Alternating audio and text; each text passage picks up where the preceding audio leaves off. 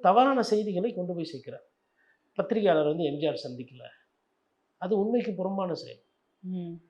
செல்வராஜ் சொல்லி ஒருத்தர் பிஆர்ஓ சென்னை கார்ப்பரேஷன்ல இருந்தார்.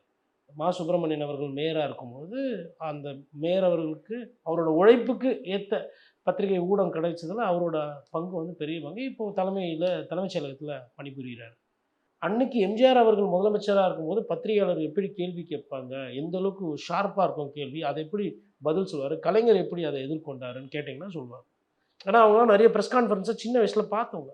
இந்த சிஎம்ஸ் எல்லாம் எப்படி ஹேண்டில் பண்ணாங்க. அப்ப இவரு என்ன சொல்றாரு?